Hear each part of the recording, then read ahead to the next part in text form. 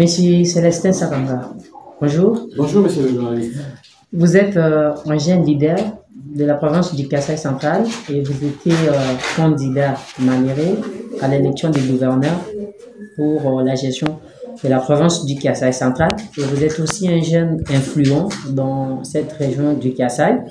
Et aujourd'hui, 12 août 2024, le monde célèbre la journée dédiée à la jeunesse. Vous, en tant que jeune, en premier lieu, quel message vous pouvez d'abord donner en rapport avec cette journée? Merci beaucoup, monsieur le journaliste. Par rapport à cette question, je crois au 12 août 2024, la jeunesse du monde entier est en train de célébrer une journée dédiée à leurs efforts, à leur nom. En l'occurrence, la province du Kasaï central fait partie de ces mondes qui célèbrent aujourd'hui cette journée. La jeunesse centre-kassaïenne qui est en train aussi de suivre de près la thématique de la journée qui dit les parcours numériques des jeunes pour le développement durable. À ce stade, je crois, la participation de la jeunesse centre-kassaïenne, particulièrement à la gestion des affaires publiques, telles que les institutions étatiques l'imposent et l'obligent, fait partie aussi de certaines questions cruciales que nous pensons. Et cette journée, c'est une journée plus beaucoup qui n'est pas une opportunité pour les vieux, mais pour les jeunes. Monsieur Célestin Sakanga, vous comme jeune, aujourd'hui, la plupart de nos jeunes sont instrumentalisés par les différents hommes politiques.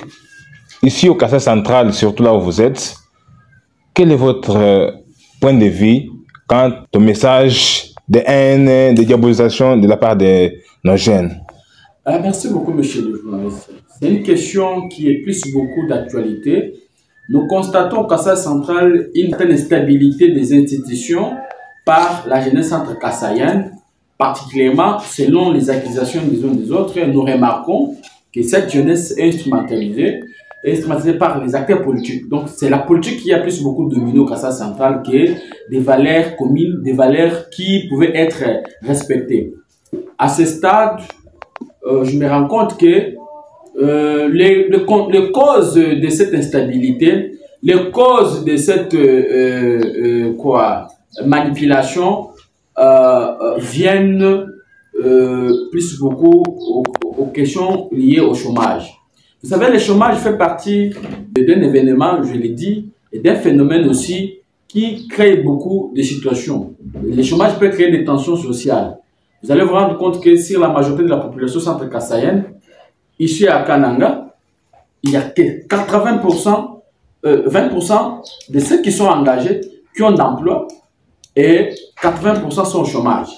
Si nous prenons les 20% qui sont engagés, la plupart de ces 20%, vous vous rendez compte qu'il y a les organismes et les organisations non gouvernementales qui sont venus, des humanitaires qui sont venus, qui essaient d'engager certains jeunes, et ces jeunes qui ne font que les enquêtes, ainsi de suite. Alors, avec les taux élevés du chômage au Kasaï central, imaginez-vous que la majorité, ceux qui ont fini les études, les médecins, les infirmières, les informaticiens, les journalistes, il y a beaucoup, donc toute catégorie de personnes ne sont pas prises en charge, ne sont pas dans les marchés, ils sont dans les marchés d'emploi mais ils ne sont pas engagés.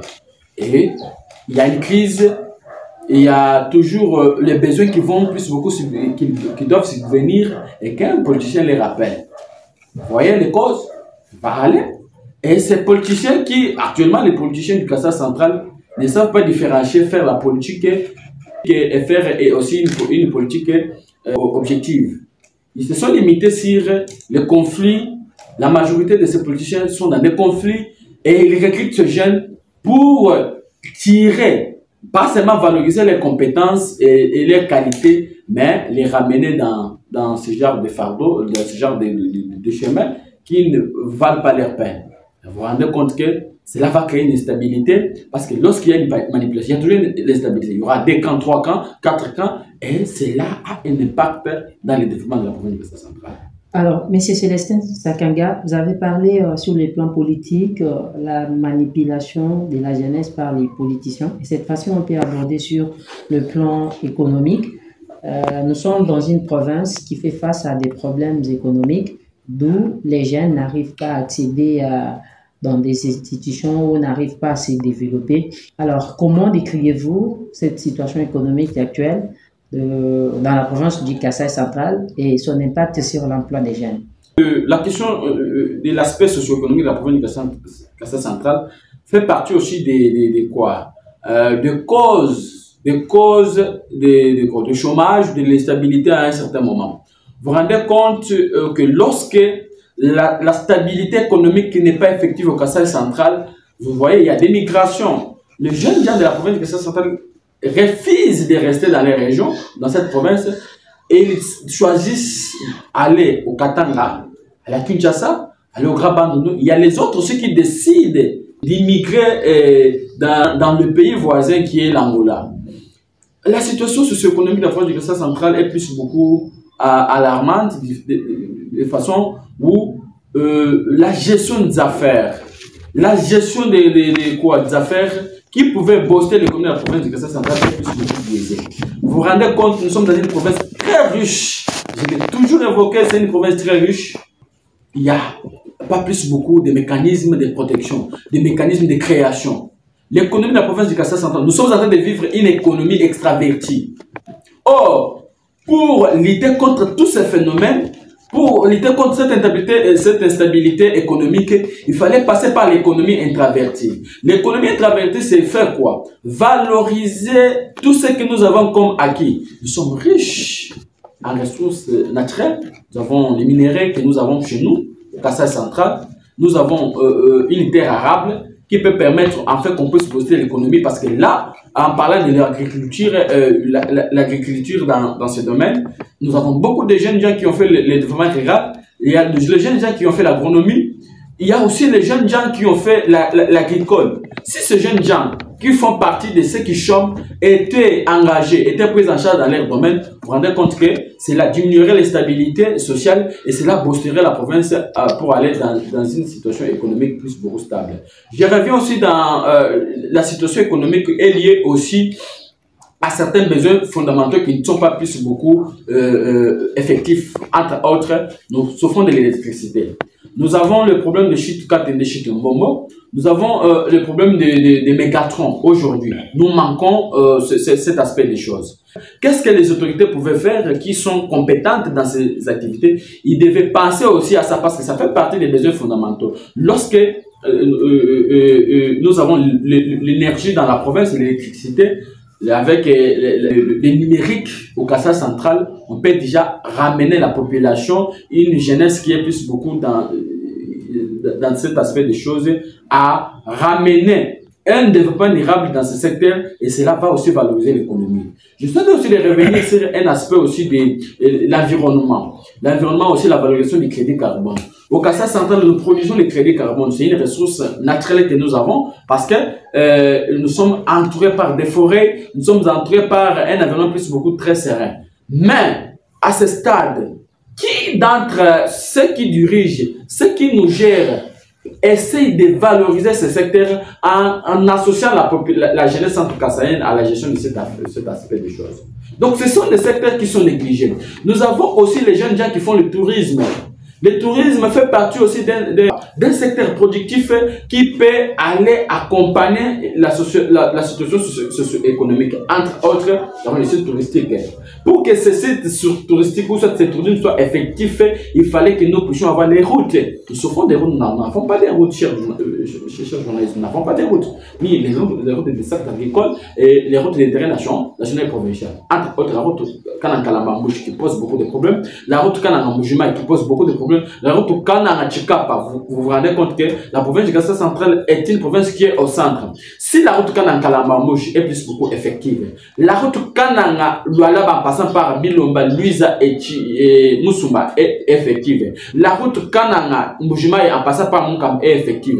La route Kanan-Kinshasa en passant par Chikapa est effective. je vous jure que la situation économique va plus beaucoup booster. Parce que là, la jeunesse que nous parlons, c'est pas seulement la jeunesse qui est instruite, donc qui a passé dans les bas académiques et scolaires. Il y a aussi une jeunesse qui n'est pas prise en charge dans cet aspect des choses, qui est moins instruite. Cette jeunesse doit nécessairement se lancer dans les activités génératrices telles que les commerces et les commerces, les ceux qui font les shops, ainsi de suite. Donc vous vous rendez compte que ce sont des aspects qui sont plus beaucoup négligés et cela crée un problème au niveau de l'aspect socio-économique. Je reviens, j'ai touché aussi l'aspect des mines. Les minéraux. Nous avons les artisans qui sont en train de travailler. Parmi les artisans, nous avons une jeunesse qui est là-bas. Cette jeunesse, elle fait quoi? Elle est négligée. Mais c'est un secteur qui peut déjà booster. Vous voyez, je parlais de l'immigration. Cette jeunesse du centre kassaïen qui part vers le marché, vers la grande province qui est le Grand Katanga. Qu'est-ce qu'ils font là-bas? Ils sont dans les carrés miniers. Ils sont dans les carrés miniers. Vous vous rendez compte que ce sont eux qui travaillent. Ce sont eux qui sont matin, midi, soir dans ces carrés miniers et l'économie de ces provinces est plus beaucoup au-delà. Mais ici au Kassai central. Donc ce sont là les aspects, messieurs les journalistes, qui sont plus beaucoup négligés, qui pouvaient faire afin que l'économie de la province puisse aller au-delà et que la jeunesse s'associe. Malheureusement, c'est plus beaucoup trop alarmant, si je peux l'évoquer. Oui, comme le monde le souligne aujourd'hui, le parcours de la jeunesse au niveau numérique. Nous avons le ministère qui est chargé du numérique aujourd'hui en RDC. Quels sont les messages que vous lancez à ce ministère pour le développement de la jeunesse en République démocratique du Congo et surtout au Kassai central? Monsieur le journaliste, je ne sais pas si cet aspect des choses travaille, ce secteur. Nous avons eu le ministère du numérique aujourd'hui, malheureusement dans le gouvernement Soumina, sont adeptes, mais dans le gouvernement Soumina, je n'ai pas vu ces ministères intégrés. Mais c'est un aspect plus beaucoup très capital. Là, je salue beaucoup une minorité de la jeunesse centre-Kassaï qui s'est beaucoup lancée dans cet aspect du numérique. Qu'est-ce que ceux qui travaillent, le secrétariat général du ministère du numérique pouvaient faire? Ils devaient travailler ensemble avec le secrétariat de la jeunesse. En l'occurrence, le ministère de la jeunesse, la mission nationale de la jeunesse et le ministère national du numérique devaient travailler en collaboration de façon, parce qu'en collaborant ensemble, il y a plus beaucoup une façon de ramener la population, la jeunesse congolaise en général et celle du Kassai central à participer à un développement durable, entre autres, passant par la sensibilisation. Il fallait que cette jeunesse participe dans la sensibilisation en utilisant certains aspects du marketing et aussi le commerce en ligne. Et se profite que dans les ateliers et des séminaires. Malheureusement, cet aspect des choses, cette étape est plus beaucoup négligée.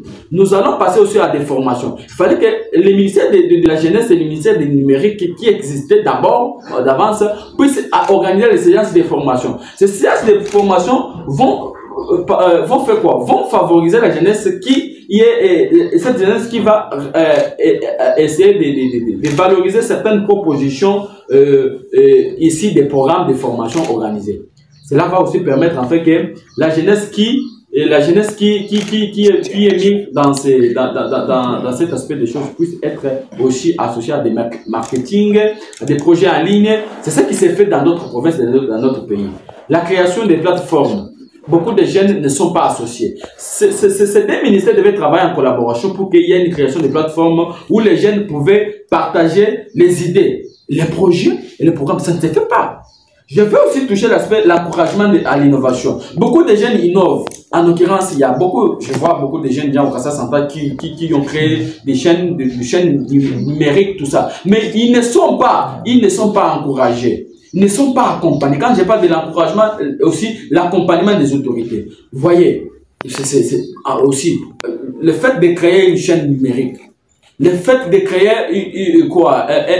un marketing numérique, ça fait partie des activités qui pouvaient ramener la population au-delà du chômage, vers un aspect des choses, vers une activité génératrice.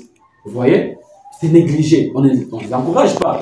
En encourageant, qu'est-ce qu'on peut faire? On peut passer par les concours. Les concours, on peut passer aussi par une incitation à accompagner une jeunesse, toutes sortes de jeunes qui sont innovantes et qui sont plus beaucoup d'entrepreneuriat.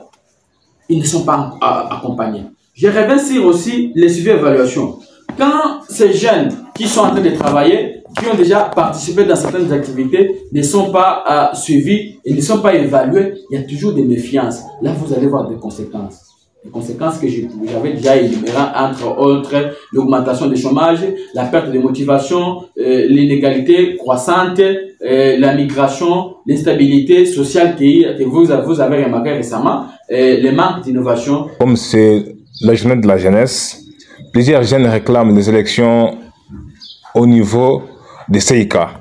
Quel est le message que vous lancez aux autorités provinciales et surtout au ministère de la Jeunesse?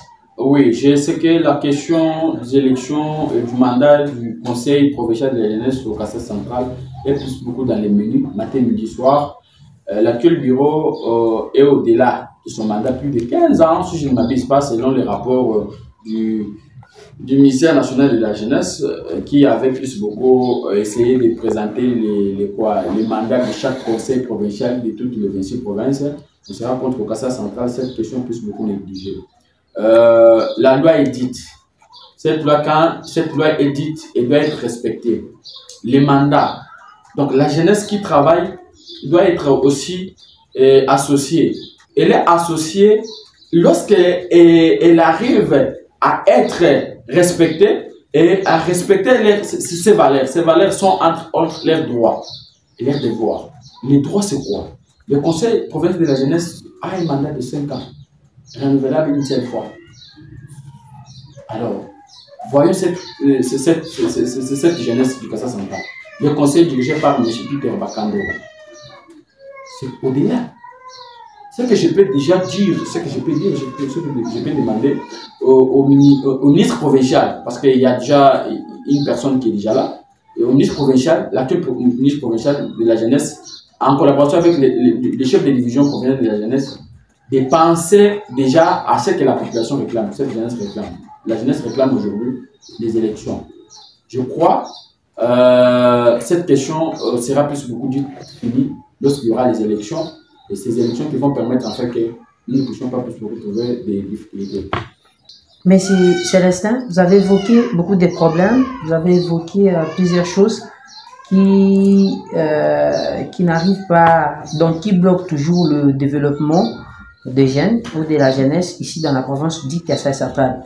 En rapport avec cette journée, est-ce que vous recommandez au gouvernement provincial de mettre en place au national afin de booster le développement ou beaucoup plus dans l'entrepreneuriat de la jeunesse au Kassai central?